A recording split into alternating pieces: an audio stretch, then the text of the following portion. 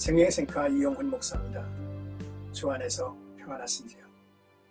오늘은 10월 27일 금요일 신명기 묵상 26번째 시간입니다. 10장 1절에서 11절까지 모세가 십계명을 다시 받다라고 하는 내용입니다.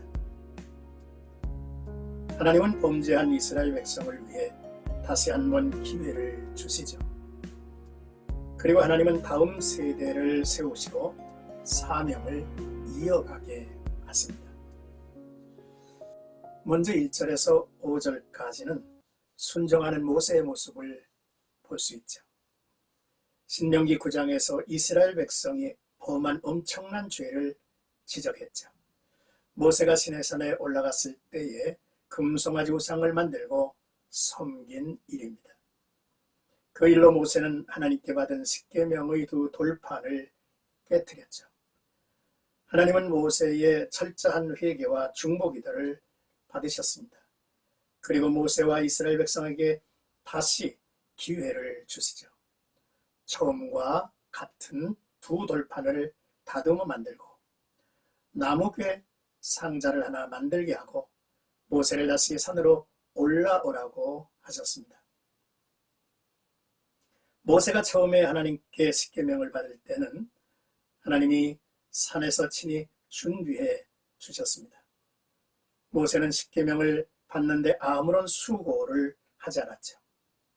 은혜로 주신 것입니다. 하지만 범죄한 후 모세는 직접 돌판을 다듬어서 만들어야만 했고 조각목으로 귀를 만들어야 했습니다. 모세는 돌판을 들고 산에 올라가야 했죠. 범죄했지만 하나님은 모세와 이스라엘 백성에게 다시 기회를 주십니다. 하나님이 주시는 은혜 회복은 힘쓰고 애써야 하고 수고가 뒤따라야 하지만 하나님이 주신 기회를 놓치지 말고 붙잡는 사람이 되어야 할 것입니다. 이제 6절에서 9절까지는 사명을 잇다라고 하는 내용입니다. 아론은 이스라엘 백성이 모세아에게 이르렀을 때에 죽습니다. 아론이 죽어 장사된 후 하나님은 아론의 후계자로 엘르아사를 세우셨습니다. 민수기 20장 26절 이하를 보면 하나님은 모세와 아론 그리고 엘르아살이 함께 산에 오르게 하십니다. 하나님은 아론이 입었던 옷을 벗겨 엘르아살에게 입혀주셨습니다. 그 후 아론이 죽었죠. 출애굽한 후 40년 만입니다. 그때의 아론의 나이가 123세였습니다.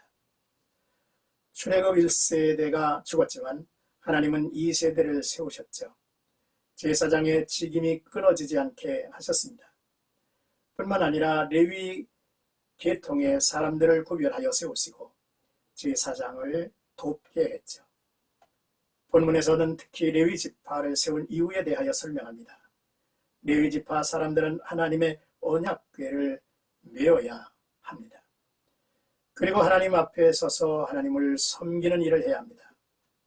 그리고 하나님의 이름으로 축복해야 하죠. 민수기 6장 22절 이하를 보면 여호와께서 모세에게 말씀하여 이르시되 아론과 그의 아들들에게 말하여 이르기를 너희는 이스라엘 자손을 위하여 이렇게 축복하여 이르되 여호와는 네게 복을 주시고 너를 지키시기를 원하며 여호와는 그의 얼굴을 네게 비추사 은혜 베푸시기를 원하며 여호와는 그 얼굴을 네게로 향하여 드사 평강 주시기를 원하노라 할지니라 하라. 그들은 이같이 내 이름으로 이스라엘 자손에게 축복할지니 내가 그들에게 복을 주리라 하셨습니다. 레위인의 사역은 겉으로 보기에는 쉬워 보이지만 사실 힘들고 어려운 일이었죠. 또 이들에겐 주어진 분깃도 없었습니다. 대신 하나님이 그들의 기업이 되셨죠. 하나님이 책임져 주신다는 말씀입니다.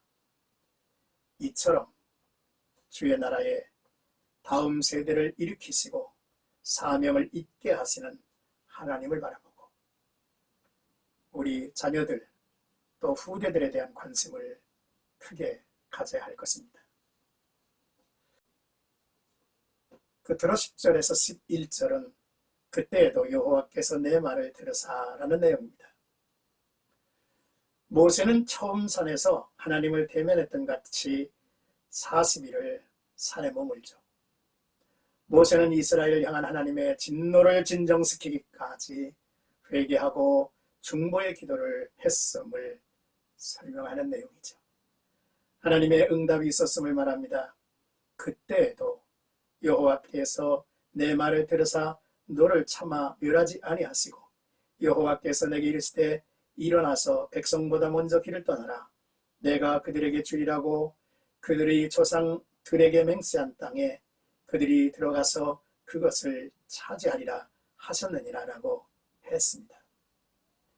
하나님은 모세를 앞세워 백성보다 먼저 길을 떠나라 하셨습니다. 이스라엘 백성의 선두에 서서 당당히 나아가라는 것이죠. 이는 우리를 향한 예수 그리스도의 사역의 예표이기도 하죠. 요한복음 17장을 보면 사랑하는 이들을 위한 우리 주님의 기도가 얼마나 간절한지를 볼 수 있습니다. 히브리서에서는 이로 말미암아 그의 새 언약의 중보자시니 이는 첫 언약 때의 범한 죄에서 속량하려고 죽으사 부르심을 입은 자로 하여금 영원한 기업의 약속을 얻게 하려 하심이라 했습니다.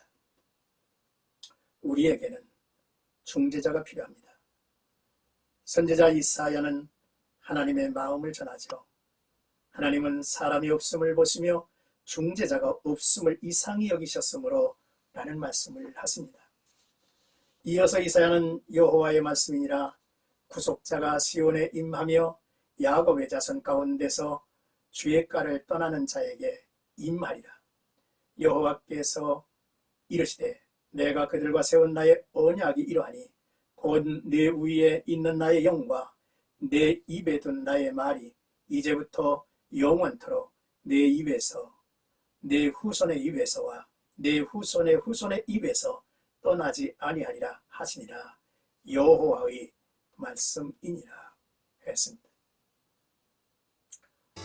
사랑하는 생각하죠 여러분, 하나님은 은혜를 회복할 기회를 주십니다. 바울은 고린도 후서에서 지금이 은혜 받을 만한 때요 구원의 날이라고 전하고 있죠. 둘째, 하나님이 다음 세대를 일으키시고 당신의 약속을 이어갔습니다. 그러니 주 안에서 일하는 자들은 하나님을 바라봐야 할 것입니다. 다음 세대를 위한 우리의 노력을 멈추지 말아야 합니다. 셋째, 우리에게 중보자가 계시죠. 바로 주 예수 그리스도 있습니다. 그러므로 우리 세상을 위한 중보자가 되어 살아야 할 것입니다. 오늘도 나와 여러분들의 삶 속에 하나님의 영이 임재하시고 하나님의 말씀이 내 입에 떠나지 말게 하며 하나님 앞에 온전히 순종하고 사는 나와 여러분들이 되기를 주의 이름으로